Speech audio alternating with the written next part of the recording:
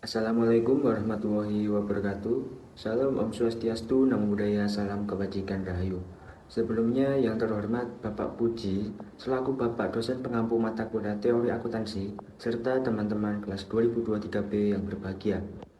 Di sini kami dari kelompok 6, teori akuntansi yang beranggotakan saya Aditya Valentino Putra dengan NIM akhir 322, lalu ada Selisa Rahmana Suha dengan NIM akhir 238, lalu ada Fawas Habibullah Ibnu Ahmad dengan NIM akhir 488, ada Azhara Yasmin Amalia dengan NIM akhir 009, ada Krishna Mulia Habibi dengan NIM akhir 220, dan ada Febi Arwanti dengan NIM akhir 348.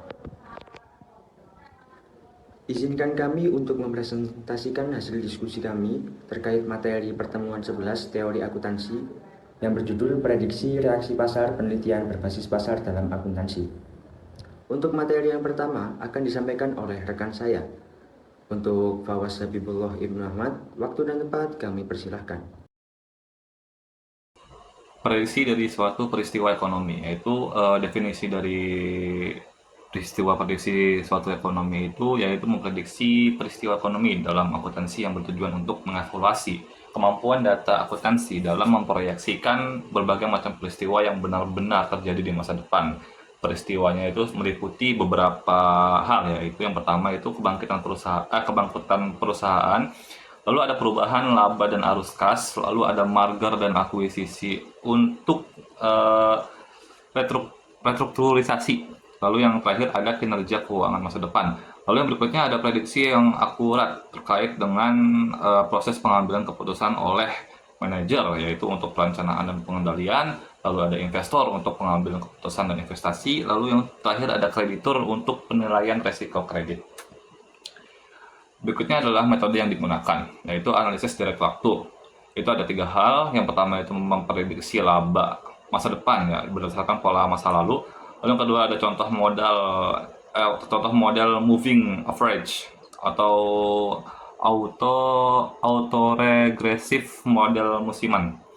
Yang terakhir ada penelitian menunjukkan bahwa data laba itu bersifat itu triwulan, lebih akurat itu untuk memprediksi dibandingkan data tahunan. Model prediksi keberangkatan Beaver itu 1966 itu menemukan bahwa rasio arus kas itu terhadap utang total paling baik dalam memprediksi kebangkrutan itu adalah Hartman Z-score 1968 menggunakan kombinasi 5 rasio keuangan untuk menghasilkan skor probabilitas kebangkrutan. Ya, lalu ada pendapat dari Ohison tahun 1980 yaitu terkait dengan mengembangkan model logic regression untuk memprediksi kegagalan perusahaan menggunakan variabel-variabel seperti ukuran perusahaan, average, dan return. Lalu yang terakhir ada evaluasi ketetapan, yaitu ketetapan prediktif devaluasi berdasarkan signifikannya statistik apakah hubungan itu nyata, lalu ada akurasi klasifikasi, yaitu berapa banyak prediksi yang benar, lalu yang terakhir ada kemampuan generalisasi apakah model berlaku di berbagai industri dan periode waktu. Untuk kesimpulannya yaitu akuntansi modern itu bukan hanya tentang pelaporan historis, tetapi juga tentang menyediakan bagaimana informasi itu mampu memprediksi kejadian ekonomi yang relevan secara logis. Baik, materi selanjutnya yaitu prediksi reaksi pasar atau penelitian berbasis pasar dalam akuntansi. Yang pertama yaitu pengertian dari penelitian berbasis pasar atau Market Based Accounting Research (MBIR) yang bertujuan untuk menguji hubungan antara informasi akuntansi dengan harga pasar sekuritas, khususnya saham. Fokus utamanya adalah menilai apakah informasi akuntansi bermanfaat bagi pasar modal. Selanjutnya, yang kedua yaitu landasan teori dari penelitian berbasis pasar. Penelitian ini didasari oleh teori pasar efisien atau efficient market hypothesis, yang artinya pasar langsung merespon semua informasi yang relevan dan tersedia. Jika pasar bereaksi terhadap informasi akuntansi, misalnya laba bersih, pengumuman dividen, perubahan metode akuntansi, maka informasi tersebut dianggap relevan dan akurat secara prediktif. Yang ketiga adalah pendekatan penelitian. Pendekatan penelitian dari penelitian berbasis pasar yang pertama ada event studi atau studi peristiwa, menilai bagaimana harga saham berubah dalam periode sekitar pengumuman laporan keuangan. Yang kedua, mengukur abnormal return untuk melihat dampak informasi tersebut. Jika terjadi abnormal return signifikan, maka informasi dianggap menyebabkan reaksi pasar. Yang kedua yaitu ada model regresi harga pasar, menilai hubungan antara laba akuntansi dari harga saham, menentukan nilai informasi atau information content dari laporan keuangan. Yang keempat yaitu studi klasik yang mendasari penelitian berbasis pasar. Yang pertama yaitu Bell and Brown tahun 1968 yang menunjukkan bahwa laba yang dilaporkan memiliki hubungan positif dengan pergerakan harga saham. Investor merespon informasi laba secara signifikan, bahkan sebelum pengumuman formal. Yang kedua yaitu Brang-Brang tahun 1968 yang menemukan bahwa volume perdagangan saham meningkat secara drastis ketika laporan keuangan dirilis. Artinya, pasar memperhatikan dan bereaksi terhadap informasi akuntansi.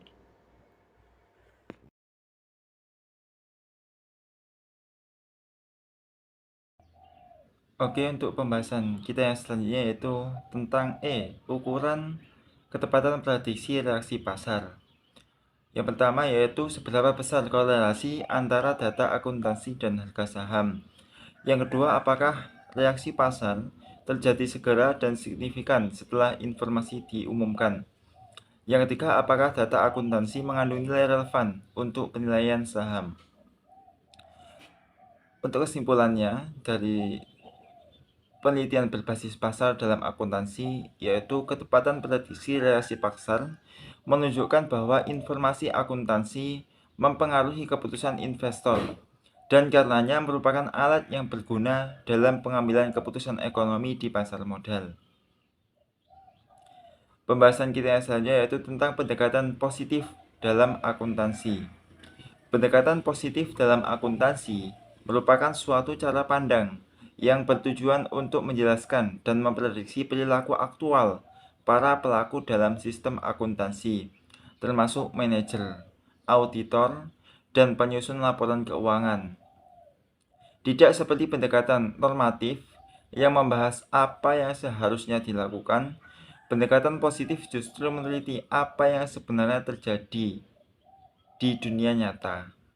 Melalui pendekatan ini, teori-teori akuntansi dikembangkan berdasarkan observasi empiris. Artinya, fakta-fakta nyata dijadikan dasar untuk menyusun model atau teori yang bisa menjelaskan mengapa individu atau organisasi memilih metode akuntansi tertentu.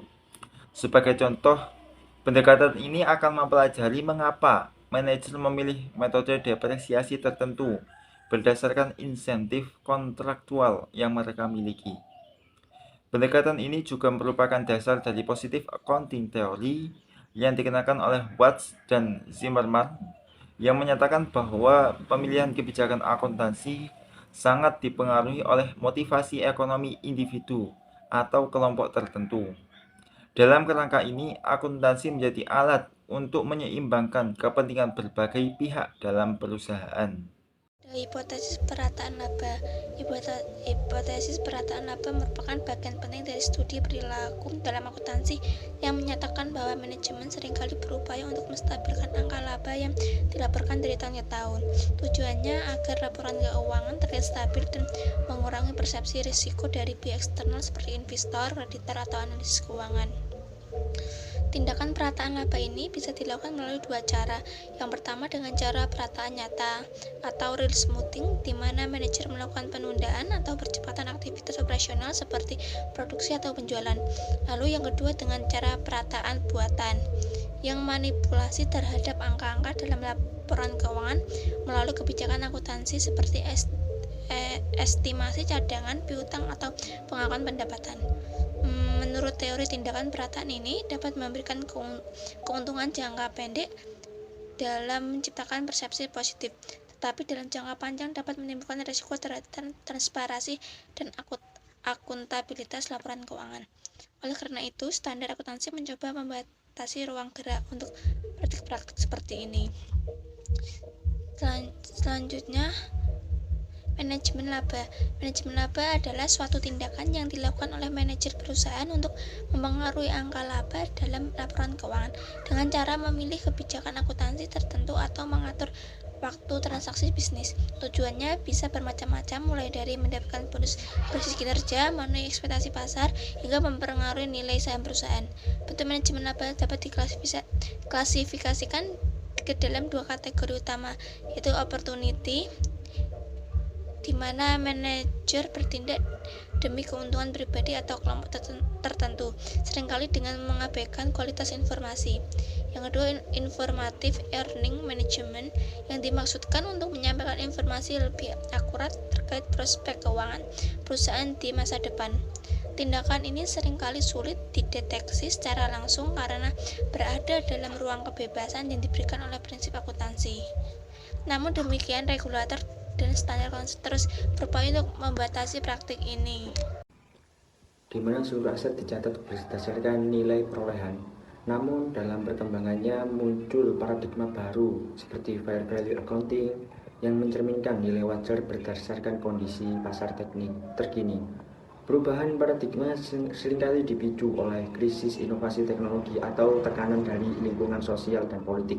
Dengan demikian, akuntansi tidak bersifat statis, melainkan terus berubah mengikuti dinamika zaman.